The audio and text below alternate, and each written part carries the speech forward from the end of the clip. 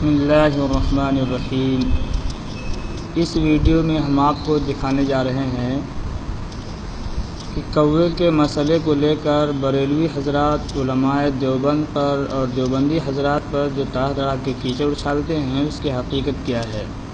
آیا صرف دیوبندی مکتبہ فکر ہی میں کوا حلال ہے یا بریلوی مکتبہ فکر میں بھی کوا حلال ہے؟ ہم تفصیل کے ساتھ اس ویڈیو کے اندر آپ کو دکھائیں گے، کیونکہ اس ویڈیو کی بنانے کی ضرورت یہ پیش آئی کہ بریلوی حضرات اس طریقے سے اور اس انداز سے تقریریں کرتے ہیں اور تحریریں لکھتے ہیں جس سے یہ واضح ہوتا ہے کہ صرف دیوبندی مکتبہ فکر ہی میں کوا حلال ہے، بریلویوں کے یہاں کوا حلال نہیں ہے، جبکہ ایسا ہرگز نہیں ہے۔ اور عجیب بات تو یہ ہے کہ دیوبندی مکتبہ فکر کی جس کتاب کو لے کر بریلوی حضرات کوے کی حلت اور حرمت کے مسئلے کو اچھالتے ہیں، یعنی فتاوی رشیدیہ، تو فتاوی رشیدیہ میں کوے کی حلت اور حرمت کا مسئلہ ہی نہیں ہے۔ نہ پوچھنے والے نے کوے کی حلت اور حرمت کے بارے میں پوچھا ہے اور نہ جواب دینے والے نے حلال و حرام کے بارے میں جواب دیا ہے۔ وہاں پر جو عنوان اور ہیڈنگ لگی ہے میں آپ کو دکھاؤں گا کہ وہاں پر صاف صاف لکھا ہے حلال کوا کھانا۔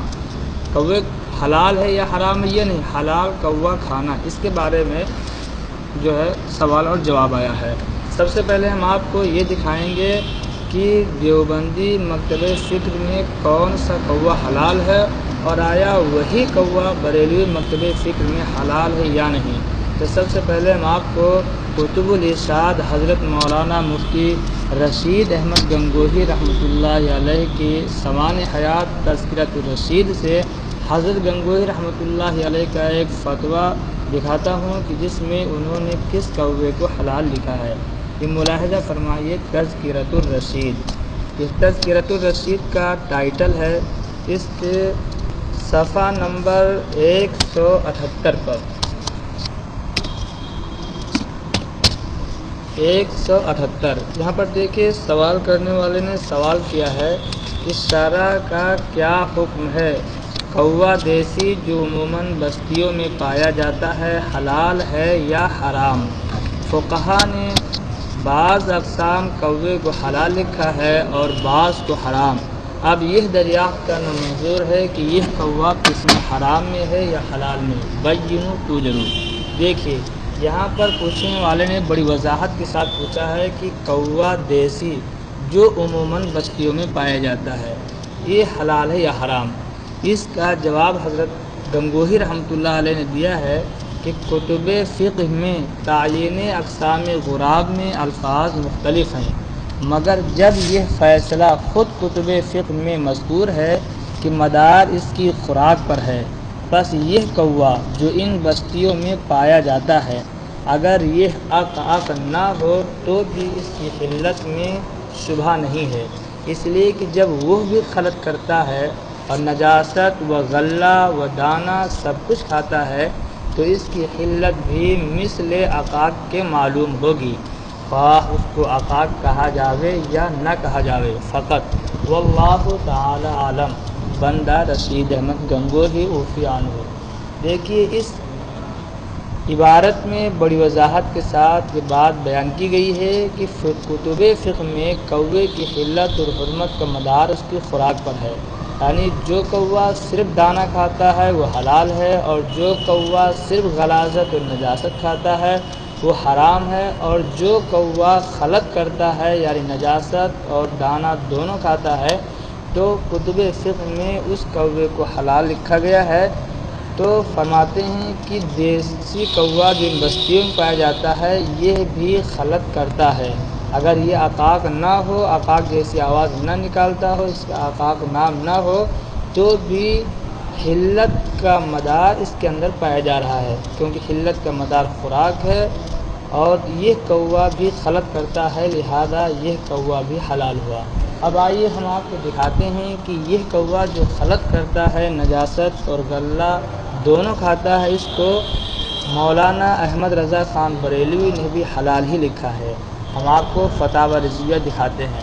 فتاوی رضویہ کا وہ ایڈیشن آپ کو دکھانے جا رہے ہیں جو 30 جلدوں میں چھپتی ہے۔ یہ دیکھیے فتاوی رضویہ 30 جلدوں میں۔ اس فتاوی رضویہ کی جلد نمبر 20 ملاحظہ فرمائیں، یہ ہے جلد نمبر 20 کا ٹائٹل۔ اس کے صفحہ 320 پر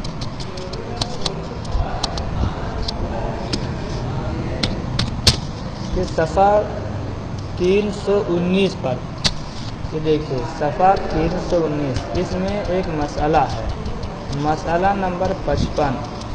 ایک صاحب سوال کرتے ہیں جو کوا کی دانہ کھاتا ہے اور رنگ میں بالکل سیاہ ہوتا ہے اس کا کیا حکم ہے، اور جو کوا کی دانہ اور نجاست دونوں کھاتا ہے اس کا کیا حکم ہے؟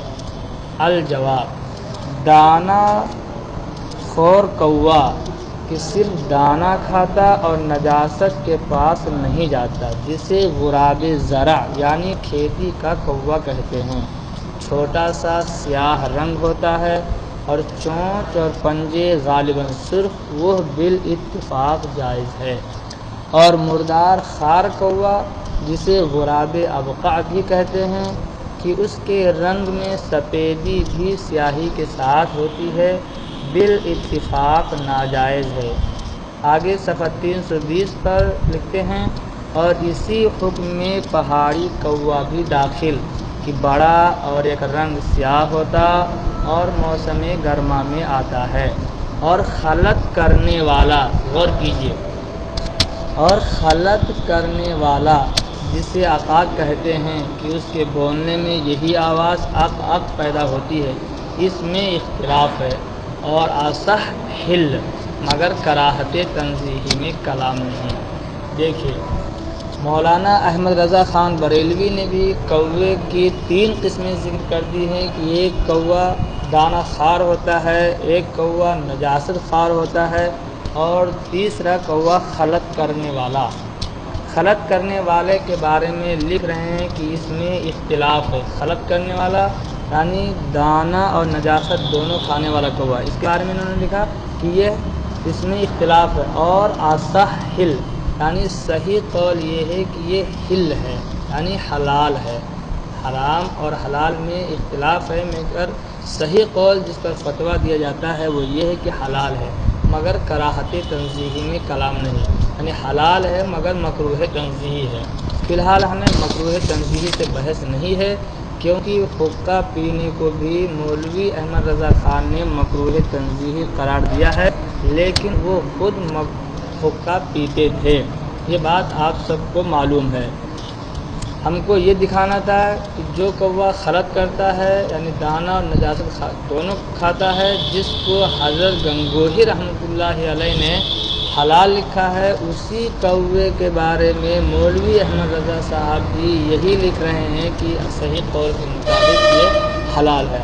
اب اتنی بات وضاحت سے ثابت ہو گئی کہ خلط کرنے والا کوا دیوبندی مکتبہ فکر میں بھی حلال ہے اور بریلوی مکتبہ فکر میں بھی حلال ہے۔ اب ہم چلتے ہیں حلال کوے کے بارے میں۔ اب دیکھیں فتاوی رشیدیہ، یہ فتاوی رشیدیہ کا ٹائٹل ہے۔ فتاوی رشیدیہ کے 637 صفحہ ملاحظہ فرمائیں، یہ 637 صفحہ، یہاں پر لکھا حلال کوا کھانا، غور سے دیکھیے گا۔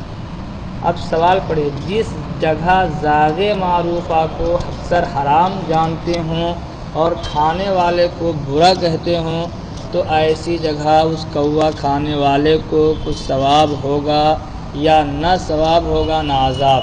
جواب، ثواب ہوگا۔ اب دیکھیے یہاں پر حلال اور حرام کا نہیں پوچھا گیا، بلکہ کہا جو کوا حلال ہے۔ یہ بات پہلے ثابت ہو چکی ہے کہ یہ کوا جو دانہ اور نجاست دونوں کھاتا ہے، وہ کوا دونوں مکتبہ فکر کے اندر حلال ہے۔ اب اسی حلال ذاغ معروفہ کا مطلب ہے وہ کوا جس کی حلت مشہور ہے، ذاغ معروفہ جس کی حلت مشہور کہہ لیا جائے، یا یہ کہہ لیا جائے ذاغ معروفہ جو عموماً بستیوں میں پایا جاتا ہے اور دانہ اور نجاست دونوں کھاتا ہے، وہ چونکہ حلال ہے، لیکن پوچھتے ہیں اگر اکثر لوگ اس کو حرام جانتے ہوں اور کھانے والے کو برا کہتے ہوں، اس جگہ کوا کھانے والے کو کچھ ثواب ہوگا یا نہ ہوگا؟ تو جواب دیا جاتا ہے کہ ثواب ہوگا۔ کیوں؟ اس لیے کہ حلال کو حرام کہنا یہ غلط ہے۔ اب جس جگہ ایک حلال کو حرام سمجھا جا رہا ہو تو اس کی حلت کو ظاہر کرنے کے لیے اگر کوئی اس کا استعمال کرتا ہے تو یقیناً وہ قابل ثواب ہوگا۔ اس کی بڑی وضاحت کے ساتھ فتاوی دارالعلوم میں موجود ہے۔ نیٹ کے اوپر دارالعلوم کی ویب سائٹ ہے دارالعلوم دیوبند۔ دارالعلوم دیوبند کا ایک شعبہ فتویٰ ہے، افتاء ہے۔ اس فتوے یہاں پر ایک صاحب نے سوال کیا کہ میرا تعلق پاکستان سے ہے۔ کچھ دنوں پہلے میں نے یوٹیوب پر ایک ویڈیو دیکھی جس میں مولانا گنگوہی صاحب کے فتوے کا مذاق اڑایا گیا تھا۔ فتویٰ: ایک شخص نے مولانا سے پوچھا کہ جس علاقے میں کوے کو حرام جانتے ہوں اور کھانے والے کو برا سمجھتے ہوں تو اس علاقے میں کوا کھانے پر عذاب ہوگا یا ثواب؟ مولانا کا جواب تھا ثواب ہوگا۔ فتاوی رشیدیہ صفحہ 130 جلد 2۔ اس پر بریلوی حضرات نے بہت واویلا مچا رکھا ہے کہ کوا کھانا، دیوبند کے ہاں کوے کھائے جاتے ہیں۔ میرا آپ سے سوال ہے کہ کیا واقعی کوا کھانا ثواب کا کام ہے یا صرف جس علاقے میں کوا کھانا برا خیال کیا جائے صرف وہاں ثواب ہوگا؟ کیا عام حالات میں اگر کوئی کوا کھا لے تو اسے ثواب ہوگا یا نہیں؟ پلیز جلدی جواب دینے کی کوشش کریں، اللہ تعالیٰ آپ کا کرم کرے، شکریہ۔ اس سوال کے جواب میں مفتی دارالعلوم دیوبند ارشاد فرماتے ہیں، بسم اللہ الرحمن الرحیم۔ مولانا رشید احمد گنگوہی علیہ الرحمہ نے جو حکم تحریر فرمایا ہے وہ فقہائے احناف کے روایات و عبارات کے عین موافق ہے۔ کوا کئی طرح کھاتا ہے، ایک وہ کہ صرف مردار کھاتا ہے، یہ حرام ہے۔ دوسرا وہ کہ صرف دانہ کھاتا ہے، یہ حلال ہے۔ تیسری وہ جو دانہ اور مردار دونوں کھاتا ہے، اس کو عقعق کہتے ہیں۔ یہ بھی امام ابو حنیفہ رحمہ اللہ کے نزدیک حلال ہے کیونکہ یہ مرغ کی طرح ہے کہ دانہ و نجاست دونوں کھاتا ہے۔ اور امام ابو یوسف رحمہ اللہ کے نزدیک یہ تیسری قسم مکروہ ہے، مگر امام ابو حنیفہ رحمہ اللہ کا مذہب احق ہے۔ زیرعی شرح کنز تکملہ بحر الرائق جلد 1 صفحہ 172، مجموع الانہر جلد 4 صفحہ 154۔ کوے کو اردو میں کوا، فارسی میں زاغ اور عربی میں غراب کہتے ہیں۔